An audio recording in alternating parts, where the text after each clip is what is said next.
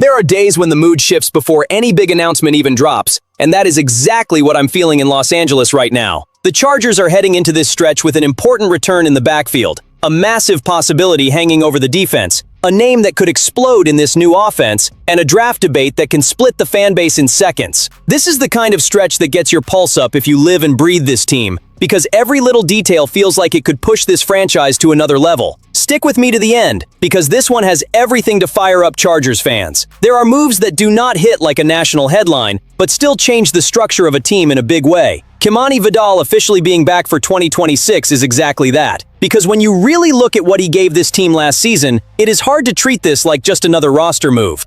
This guy carried real responsibility when things got messy. He stepped into a bigger role, started 10 games, and finished as the Chargers' leading rusher with 155 carries for 643 yards. That was not empty volume. That was not random production. That was real presence. And that is why this matters. This offense is not starting from scratch. Vidal knows what this league feels like, knows what pressure looks like, and already showed he can answer when the team needs stability. Now Najee Harris is gone, Keaton Mitchell is in the mix, Omarion Hampton is trying to make the jump everyone wants to see, and suddenly this backfield feels deeper, faster, and way more competitive. But here is where people are making a mistake. Acting like Vidal is automatically getting pushed to the side? I do not buy that. Not after what he showed. Not after the way he attacked real opportunities. He is back for 2026 with credibility, experience in the system, and something that matters a lot in the NFL. Recent tape that proves he can help. If this offense really is about to open up, Vidal can still be a real part of it. Maybe not as the only face of the run game, but as a dependable, physical piece who can step in and deliver without the drama. And serious teams need that. Not every important return comes with fireworks. Some matter because they keep the foundation from cracking. And when you look at what the Chargers are trying to build, bringing Kimani Vidal back was the right move, a smart move, and a much bigger deal than it might look at first glance. Some rumors pop up, spin for a few hours, and disappear without leaving a mark. Then there are the rumors that get under your skin because they make way too much sense. That Chargers Dexter Lawrence talk hits fans for one simple reason. It touches a real weakness on this roster. The middle of this defensive line still does not feel dominant enough for a team that is supposed to be chasing something real. And when a name like that enters the conversation, every Chargers fan starts thinking the same thing. Because this is not some developmental flyer. This is not a cosmetic upgrade. This is a wrecking ball on the interior. A guy who changes the tone of a defense before the snap even happens. And let's be real about this team. The Chargers have Justin Herbert. They have Jim Harbaugh. They changed the offense by bringing in Mike McDaniel. They give off the vibe of a franchise that should be ready to make a serious move. The kind that says you are done circling the ceiling and ready to smash through it. So why does this rumor hit so hard? Because it lines up with that feeling. Lawrence is an elite interior defender. He can collapse pockets, erase the run game, and force offenses to adjust everything. That is not a luxury. That is a game-changing piece. But this is where it gets uncomfortable. One thing is calling it logical. Another thing is believing the Chargers would actually do it. And honestly, that is where it gets hard to buy all the way in. The trade cost would be heavy, probably first-round pick heavy and then some. And that is just the start. There is already a big contract involved, plus the pressure of an even bigger extension. That is the part that slows the hype down. Up to this point, the Chargers have not really operated like a team ready to blow up the table for a star on this level. Still, the debate does not go away. If anything, it gets more revealing. Because if the Giants really are talking and the Chargers are getting brought up as a logical landing spot, the reason is obvious. This defense still needs more weight and force in the middle. Poona Ford left last year. Teair Tart came back. Dalvin Tomlinson was added. But there is still that feeling that this line is missing a true tone setter inside.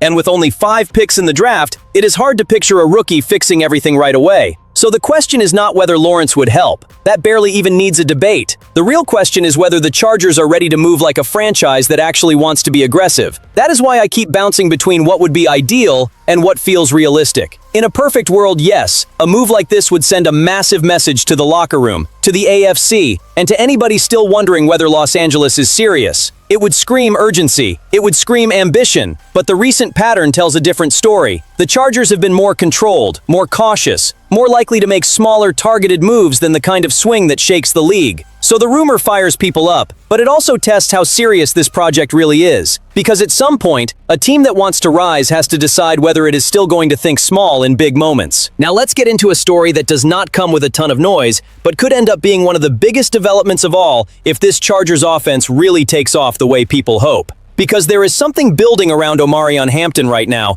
and it does not feel like empty offseason hype. It feels like the kind of momentum that comes from a player who never really got the chance to show everything because his body hit pause too early. When the Chargers took Hampton at 22 in the 2025 draft, the vision was obvious. More power, more explosion, more force in the run game. But his rookie season got cut short by a serious ankle injury, and that naturally cooled a lot of the excitement around him. But here is what is becoming clearer and clearer to me. Some fans are looking at the partial production and forgetting the full picture. Hampton only played 9 games and still put up 545 yards, 4 touchdowns, and 4.4 yards per carry. That came in Greg Roman's run scheme, with all the limitations and structure that came with it. It was not a smooth season. It was not a complete season, but it was nowhere near disappointing. In fact, there were plenty of flashes where you could feel it. This looked like a back who could control stretches of a game and bring real force when he had room to work. And that is exactly why 2026 starts getting so interesting for him. Mike McDaniel changes the whole picture. He brings a different run game philosophy, a different shape to the offense, a different style of line movement, a different way of creating space before contact ever happens. If this system clicks the way a lot of people think it can, Hampton could be one of the biggest winners on the roster. Because he already showed the power to finish runs, the burst to attack lanes, and the size to handle volume.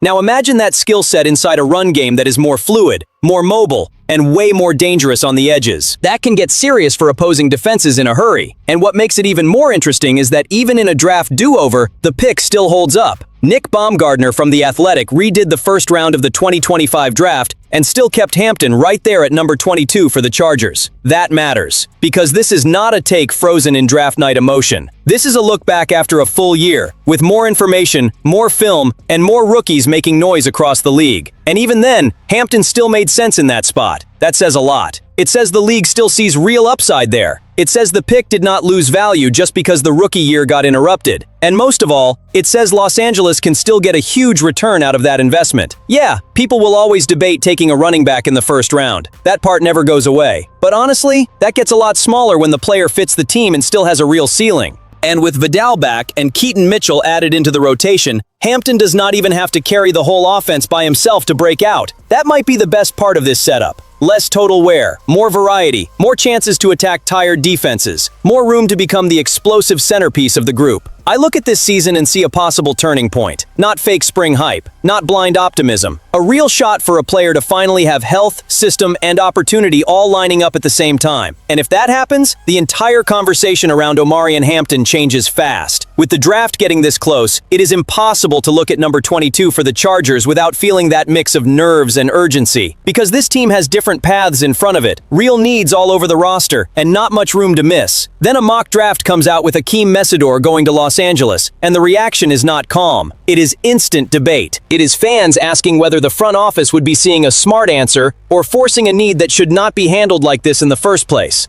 I get the surface level logic. Odafe Owe is gone. Khalil Mack is not going to outrun time forever. Tuli Tui Polo 2 still needs more support in a room that cannot lean on just 2 names once the season gets heavy. So yes, thinking about edge makes sense. That part is fair. The problem starts when the specific fit takes more courage than conviction. Mesidor gets talked about like a prospect who is ready to help right away, and that comes from a long, experienced, productive college career. He put up strong numbers at Miami, had 12.5 sacks and 17.5 tackles for loss, and the case for him being more pro-ready than some other pass rushers is real. But you cannot spend a first-round pick based only on looking ready. And this is where the yellow flag starts turning orange. Mesidor is already 25, and the injury history is not something you can just shove to the side. Foot injury, surgery, that issue carrying into later seasons. Another physical setback after that. Shoulder surgery earlier in his career too. That matters. It matters because the Chargers are not in a position to spend an asset this important on someone who already brings this level of medical concern into the building. Not when the roster still needs help in other critical areas. Not when Herbert still needs more protection and more help around him. Not when this team could let more balanced offensive or defensive talent pass by because it got too locked into one specific need. What really gets me about this projection is that it feels like a shortcut. Like the simple need for a third pass rusher could end up justifying a huge investment in a player whose biggest questions are tied to the exact areas that matter most. And that is where I hit the brakes. Because adding edge depth is one thing. Making it a blind priority to the point where you ignore context, age, and durability is something else entirely. If the Chargers want to strengthen the pass rush, great, that makes total sense. But doing it with tunnel vision, grabbing the first ready-made profile on the board, could be the kind of move that sounds easy to defend in April and feels painful by October. I would not go there. Not at 22. Not with this kind of ready-now profile carrying that much mileage and that many questions. And now I want to hear where the fan base stands on this one. If the board falls that way, would you be on board with a pass rusher like Akheem Mesidor in round 1? Or would you be pounding the table for help somewhere else on this roster? Because that answer says a lot about how each fan sees the real state of the Chargers right now. At the end of the day, these 4 stories show exactly where the Chargers are in this build. Kimani Vidal is back to help hold down the foundation of the run game. Dexter Lawrence is that massive, expensive swing that would test how bold this franchise is willing to be. Omarion Hampton looks like a real breakout candidate in the new system. And the Akheem Mesidor debate is a reminder that not every draft answer is actually a good one just because it feels urgent. That is what makes this moment so electric in Los Angeles. The chance to grow is real, but the pressure to choose right is just as real. If you want to stay locked in on this final stretch and keep talking Chargers every single day, stay right here and come back for the next one.